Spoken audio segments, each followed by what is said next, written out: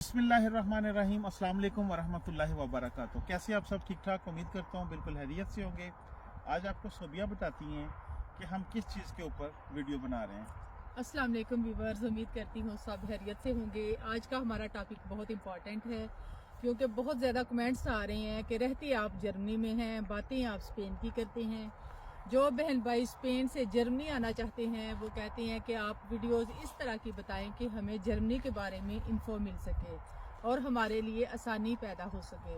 हम बहुत ज़्यादा वीडियोस बनाते रहते हैं, अक्सर वीडियो मैं अपलोड करता रहता हूं, लेकिन आज की वीडियो में मैं आपको शॉर्ट सी इस 8-10 मिनट की वीडियो में कंपेयर करके बता रहा हूं कि स्पेन में क्या चीज़ें और जर्मनी में क्या चीज़ें। आपको डिसाइड करने में ये चीज़ें आसानी होगी कि मैंने मूव करना है या नहीं करना, क्योंकि आसान नहीं है मूव करना फैमिली वाले बंदे के लिए, स्पेशली जिसने आके घर का एडवांस देना है, जिसने आके नए सिरे से जॉब ढूंढनी है, जिसने बच्चों के स्कूल चेंज करने हैं, जिसने सारा इंतजाम करना है।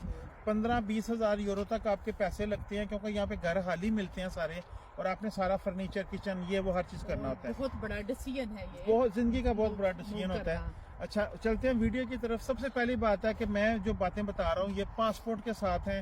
लॉन्ग टर्म परमानेंट कार्ड को मैं इस कैटेगरी में नहीं लेके आ रहा, क्योंकि उस पर बहुत कॉम्प्लिकेशंस आती हैं, वो फिर कभी आपको बताऊंगा। तो हम सबसे पहले आप मुझे ये बताएं कि जर्मनी में स्कूलिंग के लिहाज से आप क्या समझती हैं। ये जर्मनी का बताएंगी क्योंकि ना जर्मन से मास्टर किया है, मैं स्पेन से किया है।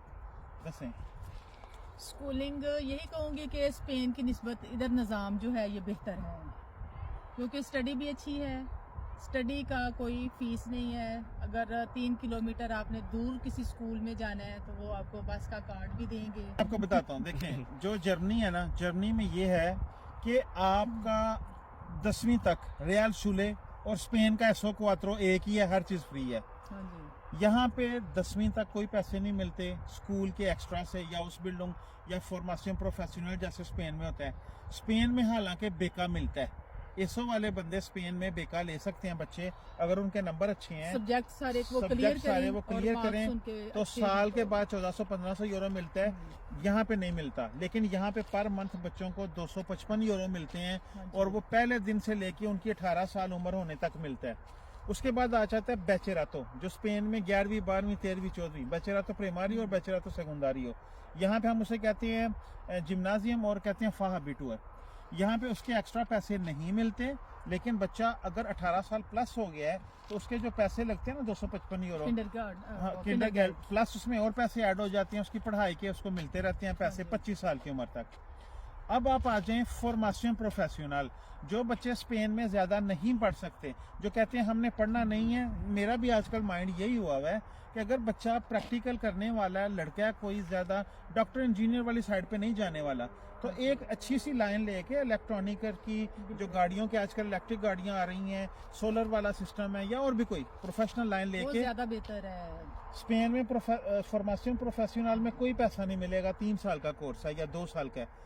जर्मनी में उसका 1 महीने का 800 से 900 यूरो मिलता है पर मंथ। हाँ जी, ये फर्क आ जाता है यहाँ पे। डिफरेंट हाउस बिल्डिंग्स का डिफरेंट है, 700 से लेके 1200-1300 तक आपको पर मंथ। लेकिन स्पेन में एक ही दफा साल में बेका आता है, और वो 1700 यूरो तक। क्लास को पास करें, पॉइंट अच्छे हों फिर। हाँ, हर बच्चे को नहीं मिलता, अगर आपके नंबर अच्छे हैं, पॉइंट अच्छे हैं, तो फिर मिलता है। ये आ गया बच्चों के स्कूल का, क्योंकि हमारे दरमियान वाले बेटे का भी आया था, तो हम यहाँ मूव होके आ गए, तो फिर हमने वो नहीं था लिया। हाँ बिल्कुल, उन्होंने कहा जी कंफर्म करें डिटेल, फिर मैंने वो रिजेक्ट कर दी थी। उसकी वजह ये कि अगर आप पैसे ले लें और आपका बच्चा वो आता है अगले साल का, 2025-26 का आएगा अभी, तो वो फिर आपको अगले साल तक जून जुलाई तक पढ़ना है। अगर आप नहीं पढ़ेंगे तो वो आपको पैसे वापस करने हैं, इसलिए मैंने फिर वो उसको देनेगार कर दिया था कि नहीं, हमें नहीं चाहिए। अच्छा, ये तो बच्चों के पढ़ाई का। दूसरा आ जाए घर के किराए। घर के किराए जो है ना, वो स्पेन में और जर्मनी में मेरे ख्याल में एक जैसे हैं, सेम है। स्पेन में भी बहुत ज्यादा महंगाई हुई है। पाइस वास्को में 1200 यूरो का मकान है 3 कमरे का, और जर्मनी में भी तकरीबन यही कंडीशन है। मकानों का, बिजली के बिल का, खाने पीने का, खर्चे का, इसको भूल जाए, तकरीबन एक जैसा है। अंदालुसिया की मैं बात नहीं कर रहा, अस्तूरियास के गांव की बात नहीं कर रहा, गलीसिया की बात नहीं कर रहा। वहाँ पे तो आपको पता है हालात ही को नहीं है रहने के, कमाई शमाई का जरिया नहीं इतना अच्छा। रेंट तो घरों के उधर भी उतने ही थे। नहीं है, अंदालुसिया में 500-600 यूरो में आपको विला मिल जाता है। थोड़ा सा मसलन जो गाँवों वाले एरिया, हम तो 900 दे रहे थे। हम सविया सेंटर में रह रहे थे। हम सविया सेंटर में रहे थे। सविया बहुत महंगा है, कैपिटल है अंदालूसिया का, तो फिर जाहिर है महंगा महंगाई तो भी होगा। बहुत ज्यादा है, तकरीबन सेम ही है।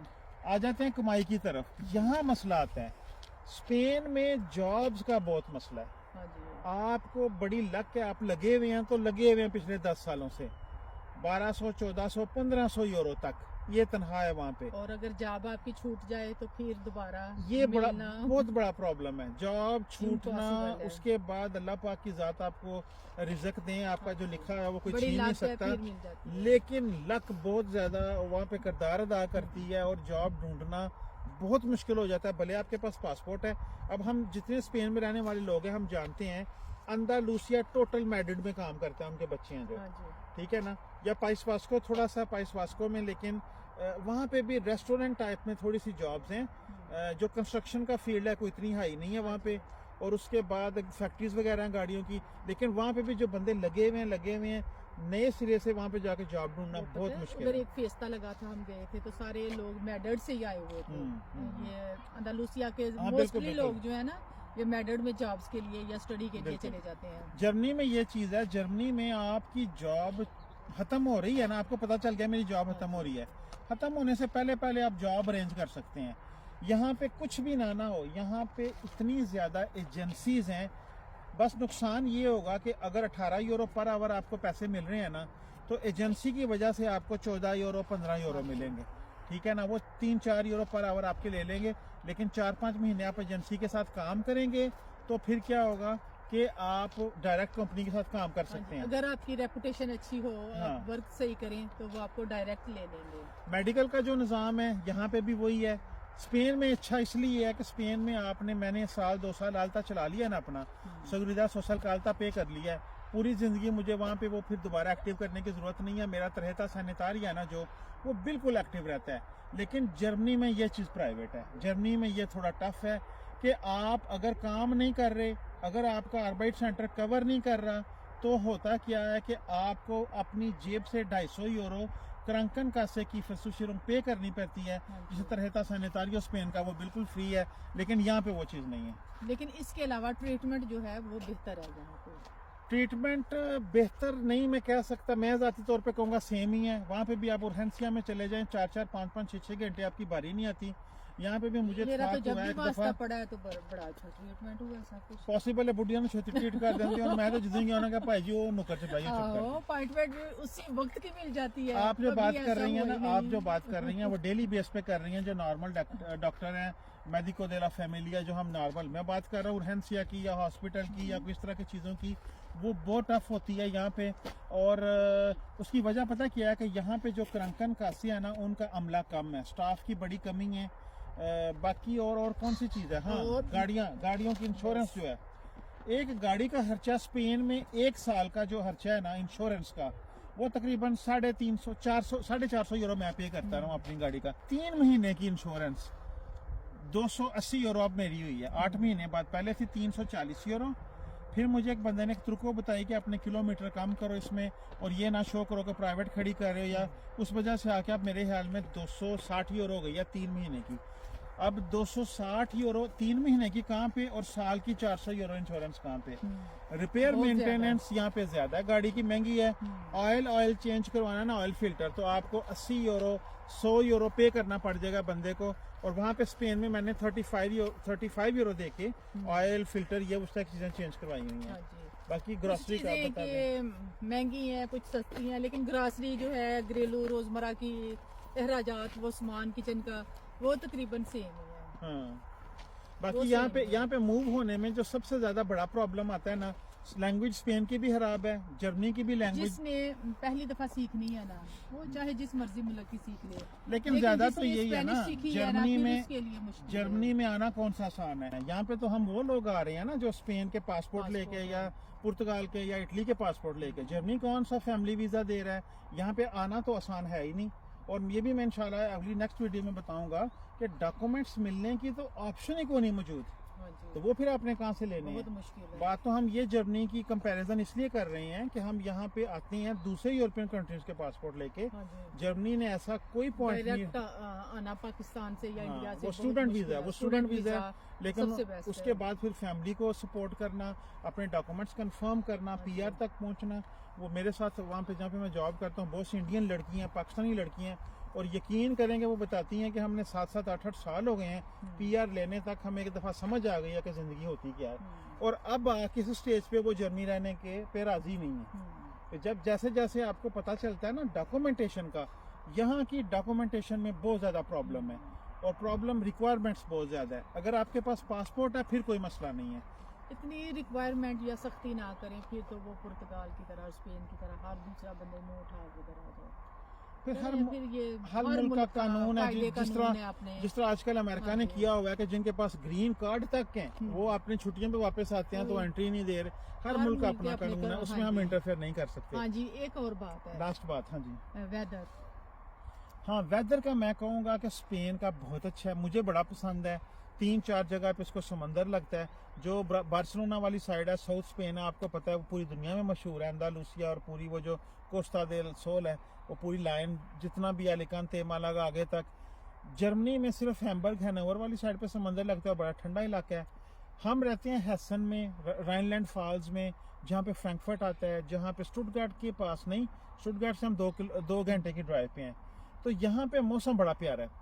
आज मेरे ख्याल में 4 महीने के ये बाद ये वहम मौसम ये है कि हुआ। लोग कहते हैं जर्मनी का मौसम नहीं अच्छा, मौसम नहीं अच्छा। हम तो जिधर रह रहे हैं बहुत अमेजिंग वेदर है, इतना मजे का है, इतनी सरसों, इतनी खुशबू आ रही है, बाग बगीचे हैं, प्लेन ग्राउंड्स हैं, माउंटेन्स हाँ हैं, जी। बड़ा प्यारा है, और वेदर बड़ा प्यारा है, मजे और का कोई वेदर है। बारिश बुरिश नहीं, ये बड़ा हाँ, वहम धूप होता था कि बहुत ज्यादा बारिश लगती है लगी यहाँ पे, रहती है, हाँ। बहुत धूप निकलती है।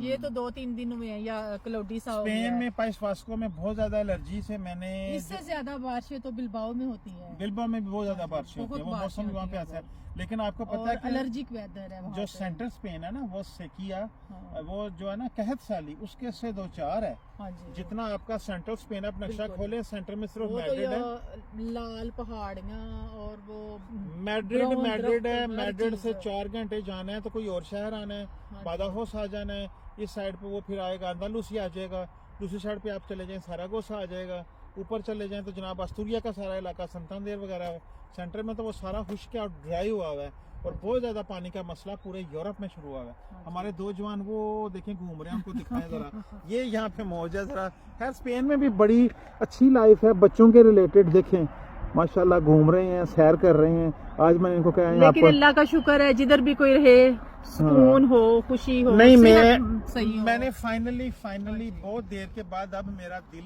लगना शुरू हो गया है, क्योंकि शुरू पे आके ना मुझे प्रॉब्लम्स बड़ी थी। देख ले चौधरी साहब का मैं हौली हौली दिल ला लिया। नहीं प्रॉब्लम देखे ना, घर ढूंढना, डॉक्यूमेंट्स की पहले मैं जाहिर है, अकेला आया, तो- फिर मकान में रहता था लड़कों के साथ, फिर मकान ढूंढा, फिर उसको फुल किया, फिर बच्चों को लेके आया, फिर रोज इनके स्कूलों के पंगों में जाना, वो छोटे की उस बिल्डिंग ढूंढनी थी, उसने दिमाग मेरा आधा खाली कर दिया है। और लेकिन चौधरी साहब को एक्सरसाइज करवाई दी, उफ। योगा शोगा, दौड़ा शोड़ा, अब निरी दौड़े जवान हो गए ने माशाल्लाह। ये खेत जनाब डेली बेस ते मैं को 2-3 हरनियां वेख लेना, सरों ਦੀਆਂ 2-3 ऐ नहीं कि कोई जर्बन हरनियां। ਫੜ ਕੇ ਜੇਬ ਚ ਪਾ ਲੈਂਦੇ ਨੇ ਤੇ ਨਸ ਪੈਂਦੇ ਨੇ। नहीं I really like Germany now. मुझे यकीनी तौर पे अब मजा आ रहा है जर्मनी रहने का, क्योंकि जब आपको जर्मन लैंग्वेज आना शुरू हो जाती है, आपकी जॉब और अच्छी हो डॉक्यूमेंट्स जाती आपकी है, जेब में हो, डॉक्यूमेंट्स का मसला जॉब नहीं। अच्छी हो, तो फिर वो सब कुछ और सही हो बच्चों की जाता है। हॉस्पिटलों, जिन लोगों के बच्चे हैं, जिन माँ बाप के सबसे बड़ी कोशिश करें टेंशन बस, चैलेंज हाँ जी। उनको यही होगा बच्चों को आके दोबारा ट्रैक पे चढ़ाना।